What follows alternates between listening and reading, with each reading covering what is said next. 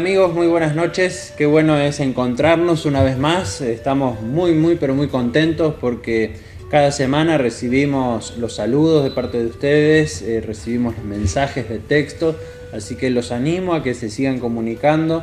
Estamos en contacto con varios de ustedes y la verdad que es una alegría muy grande recibir noticias de que ustedes están siguiendo nuestro programa. Estamos aquí en 101 Secretos para una Vida Sana, programa de la Iglesia Adventista, y queremos animarlos para que ustedes puedan anotarse en el curso bíblico titulado La Fe de Jesús. Este curso tiene gran parte del material que estamos compartiendo. Es un programa de lectura bíblico para que ustedes puedan conocer un poquito más los grandes temas de la Biblia y entonces así poder conocer, poder aprender y poder, por sobre todas las cosas, tener una comunión con Dios más íntima. Y realmente estamos siendo muy bendecidos con las muchas personas que están anotándose y están participando de este programa. Queremos decirte que este programa es gratuito. Vamos a hacer lo posible de hacerlo llegar a tu casa cuanto antes. Así que yo quiero animarte. Me escribes un mensajito al teléfono que está en la pantalla y allí vamos a ponernos en contacto para hacerte llegar lo antes posible este programa de lectura titulado La Fe de Jesús, recordándote por supuesto que es gratuito, ¿sí? Esto no tiene ningún costo, está hecho para que ustedes y yo podamos conocer un poquito más acerca de la Santa Biblia. Hola, soy Horacio. Como director y profesor de la carrera de Contador Público, junto con los demás docentes, te enseñaremos a diseñar y gestionar sistemas contables de organizaciones públicas y privadas. También a preparar estados contables, presupuestarios y de costos y liquidar impuestos y sueldos. Aquí te brindaremos herramientas para promover y liderar eficientemente cambios y mejoras en los sistemas contables de las organizaciones.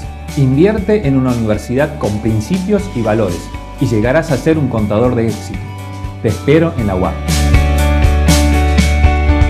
Muy buenas noches, qué lindo estar contigo nuevamente para estudiar un tema que estoy segurísimo que te va a apasionar, porque muchos de ustedes ya me han hablado, me han dicho y están realmente interesados en conocer qué dice la Biblia acerca de las profecías y qué lecciones espirituales podemos obtener acerca de este tema tan importante.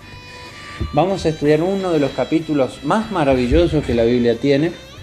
Si ustedes recordarán, alguna vez yo les comenté, les expliqué que la Biblia tiene dos grandes secciones en las cuales está dividida. La Biblia es una gran biblioteca de libros.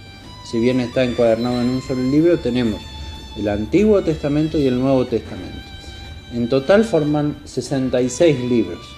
Estos 66 libros tienen 5 divisiones temáticas, ¿sí? 5 divisiones temáticas.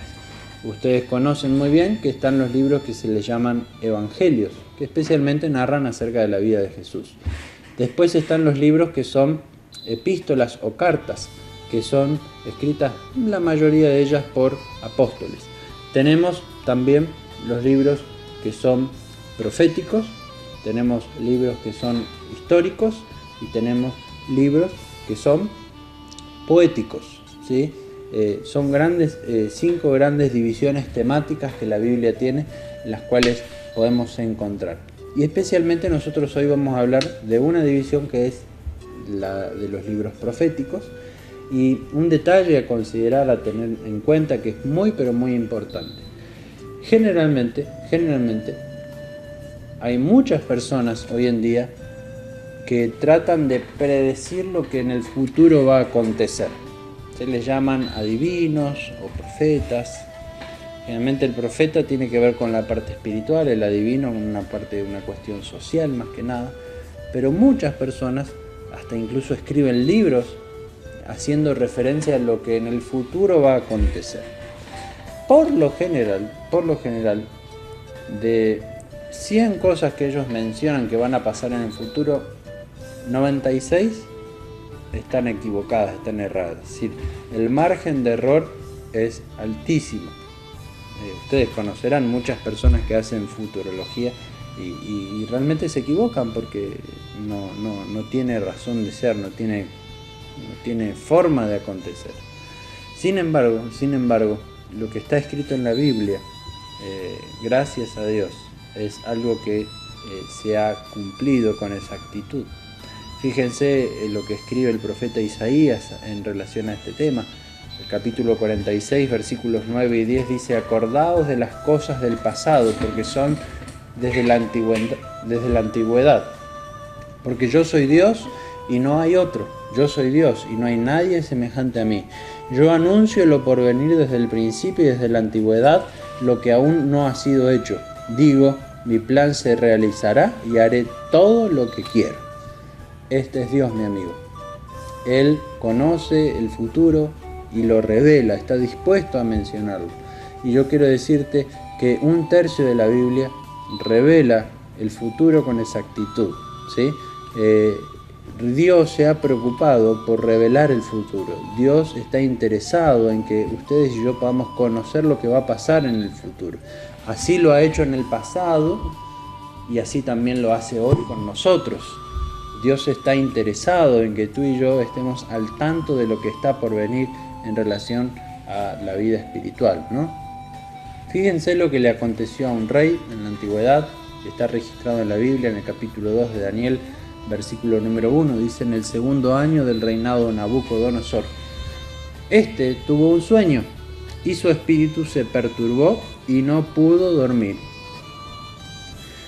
Versículos 3 al 9 del mismo capítulo registran que Nabucodonosor se olvidó del sueño, pero estaba tan turbado por el sueño que llamó a sus cortesanos, llamó a sus adivinos, a sus astrólogos y les dijo: yo quiero que ustedes me respondan el sueño, me digan lo que yo soñé, y no solo que me digan lo que yo soñé, sino que también me lo interpreten. Yo quiero que ustedes me digan qué significa lo que yo soñé. Por supuesto, era una locura responder a lo que el rey pedía. Daniel capítulo 2, verso 10 dice que no hay hombre en la tierra que pueda declarar el asunto, fue la respuesta de los cortesanos, de los caldeos, porque ningún rey grande y poderoso ha pedido cosa semejante a ningún mago, ni encantador, ni caldeo. Es decir, era imposible revelar un sueño del cual no se sabía el sueño. Era como que yo les cuente a ustedes hoy, sí, bueno, hoy me amanecí con un sueño y ustedes tienen que adivinar qué es lo que yo soñé. Es muy difícil que ustedes puedan hacerlo, es casi imposible que ustedes puedan revelar mi sueño. Y este rey también le pidió esto, ¿no? Así que enfurecido el rey, cuenta la historia, que mandó a que matasen a todos, es decir, ustedes no sirven para nada, así que se van a morir. Yo declaro que ustedes van a morir. Es muy gracioso esto, pero el rey estaba muy interesado en saber qué significaba o qué significado tenía lo que había soñado. Era muy importante para él. Pero dentro de un grupo de sabios que tenía este rey, había un joven que había sido llevado cautivo por los babilonios desde Israel, que se le pidió que le diesen tiempo porque él iba con la ayuda de Dios a declararle el sueño al rey. Así que con humildad, con sencillez, este joven llamado Daniel clamó a Dios. Dios escuchó su oración y se acercó al rey con una declaración muy pero muy importante, muy interesante. Fíjense lo que dice Daniel capítulo 2 versículos 27 y 28. Daniel respondió en presencia del rey diciendo: el misterio sobre el cual el rey pregunta, ni sabios, ni encantadores, ni magos, ni adivinos lo pueden declarar al rey. Pero hay un Dios en los cielos que revela los misterios. Él ha hecho saber al rey Nabucodonosor lo que ha de acontecer en los postreros días.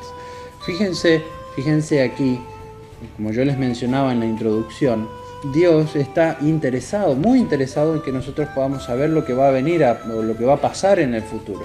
Así lo ha hecho históricamente el Señor, lo hizo con Nabucodonosor. Es decir, Daniel le dice, Dios está interesado en que tú puedas saber qué es lo que va a pasar en el futuro. Y esa misma declaración es para nosotros hoy. Dios está interesado en que tú y yo podamos saber qué va a pasar en el futuro. Daniel reconoce que el que revela los sueños, el que revela el futuro, no son magos, no son astrólogos, no son personas, sino que es Dios el que está interesado en revelar el futuro al hombre. Y es Daniel el que da la interpretación al sueño, el que revela el sueño al rey. Le dice: lo que tú soñaste, rey, o lo que mirabas, era una estatua que era muy grande, cuyo brillo era extraordinario. Estaba de pie delante de ti, su aspecto era temible, la cabeza de esta era de oro fino, su pecho y sus brazos eran de plata, su vientre y sus muslos eran de bronce, sus piernas eran de hierro y sus pies en parte era de hierro y en parte de barro cocido. Y dice, versículo 31 al 35 de Daniel capítulo 2 que estamos leyendo, dice: mientras miraba se desprendió una piedra sin intervención de manos. Ella golpeó la estatua en sus pies de hierro y de barro cocido y los desmenuzó. Entonces se desmenuzaron también el hierro, el barro cocido, el bronce, la plata y el oro, y se volvieron como el tamo de las eras en verano. El viento se los llevó y nunca más fue hallado su lugar, y la piedra que golpeó la estatua se convirtió en una gran montaña que llenó toda la tierra. Este era el sueño que el rey había tenido. Y Daniel hace lo que ningún mago y astrólogo pudo hacer. Por supuesto, no es que lo hizo él. Dios, en su misericordia, le reveló a Daniel cuál había sido el sueño de Nabucodonosor. Así que ahí Daniel pudo hacer lo que nadie pudo hacer, lo que nadie podía hacer. Era decirle al rey lo que él había soñado, cosa imposible, pero Dios hace posible lo imposible, y más cuando él está interesado en revelar su voluntad a sus hijos. Y utilizó a Daniel, este joven que con humildad se dejó influir por Dios para ser un mensajero, un heraldo dentro de esta gran corte, y así revelar el sueño. No solo revelar el sueño, sino también su interpretación, lo que significaba este sueño, aquello que perturbaba al rey. El rey se daba cuenta que lo que él había soñado no era cualquier cosa, sino que era algo importante y trascendente para su vida. Y Dios también hoy tiene algo que revelarte para ti. En su palabra ha dejado muchas cosas para nuestras vidas. Y en el próximo bloque nosotros vamos a estudiar, vamos a profundizar acerca del significado de este sueño que Daniel interpretó, que Daniel vio, que Daniel reveló a través de Dios. Y es por eso que te animo a que no te vayas, que te quedes allí con nosotros, porque vamos a estudiar en breve acerca de lo que significó este sueño que tuvo Nabucodonosor. ¿Te gustaría ser un gran médico? Soy Daniel y como profesor de la carrera de medicina te aseguro que vas a aprender a hacer un buen diagnóstico y dar el tratamiento adecuado a cada uno de tus pacientes. Además, estarás capacitado para intervenir antes de que la enfermedad aparezca, trabajando desde la prevención. No solo te interesará la enfermedad, sino que pensarás desde la salud, teniendo en cuenta lo biológico, lo psicológico, lo social y espiritual de cada individuo, trabajando desde la promoción de la salud integral, con claros ideales de servicio y educación. Cumple tus sueños de ser un gran médico. Por eso te espero en la UAP.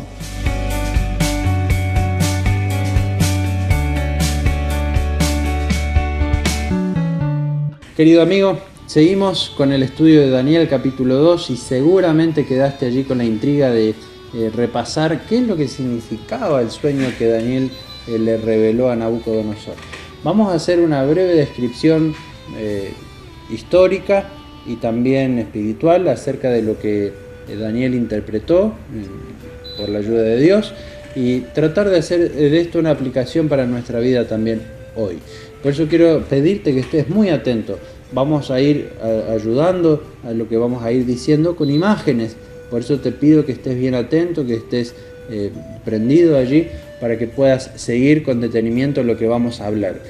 Daniel le interpreta el sueño, dije: estabas delante de ti una estatua alta, grande, majestuosa, que resplandecía, y la cabeza, le había dicho a Daniel, era una cabeza de oro fino.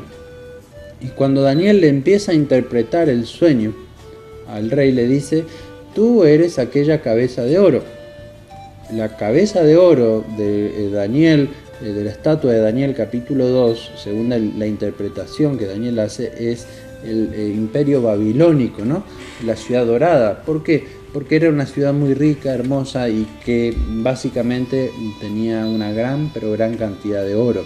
Por eso el material que era más usado, que estaba más usado en esta ciudad y en este imperio, especialmente de aproximadamente unos 70 años, era el oro. Pero también Dios le avisa y le advierte a Nabucodonosor que su reinado iba a tener un fin.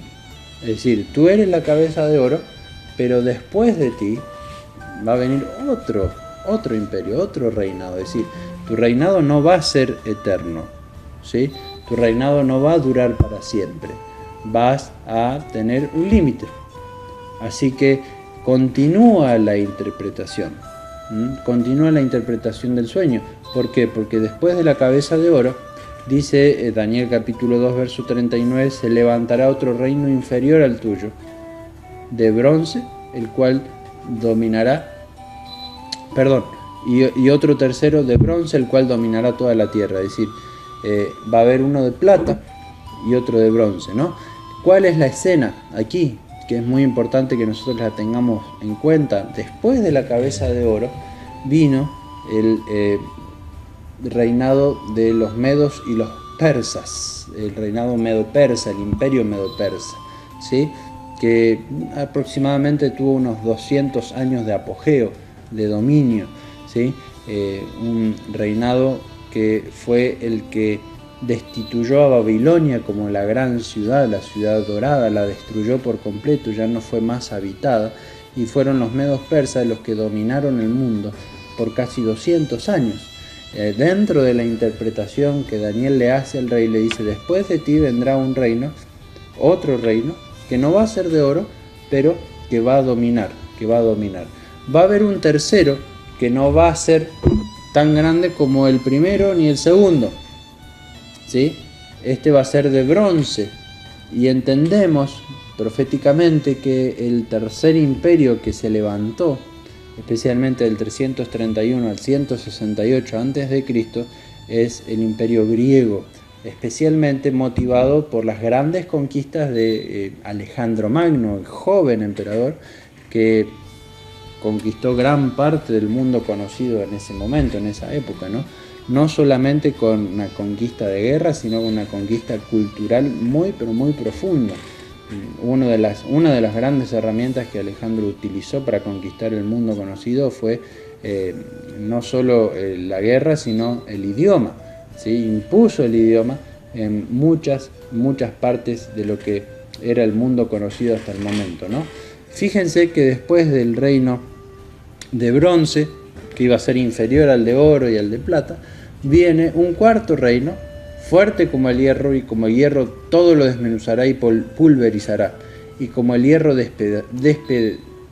despedaza, así desmenuzará y despedazará a todos estos. Daniel 2:40.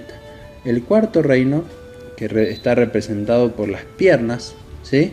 Especialmente está hablando de las piernas de hierro, se está refiriendo al imperio romano.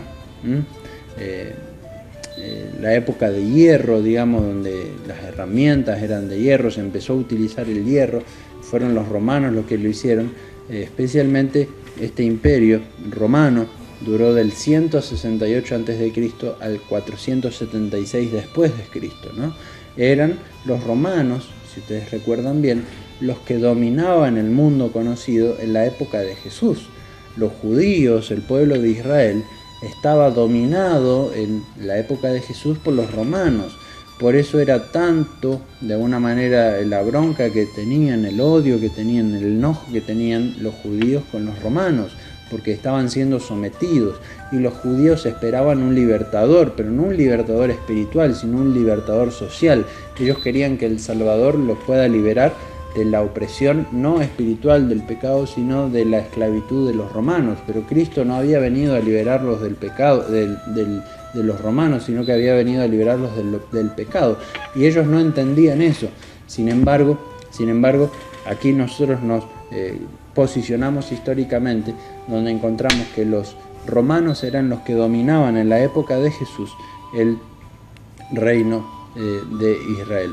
Fíjense ustedes que después, la última etapa de la visión, especialmente Daniel capítulo 2, verso 41, menciona y describe cuál es el acontecimiento final de este sueño, ¿no? Los que viste, los pies de los dedos, que eran en parte de barro cocido de alfarero y en parte de hierro, significa que este reino estará dividido, pero en él habrá algo de la firmeza del hierro, tal como viste que el hierro estaba mezclado con el barro cocido. Es decir, versos 42 y 43 de capítulo 2 de Daniel mencionan, dice, y por ser los dedos de los pies en parte de hierro y en parte de barro cocido, así el reino será en parte fuerte y en parte frágil.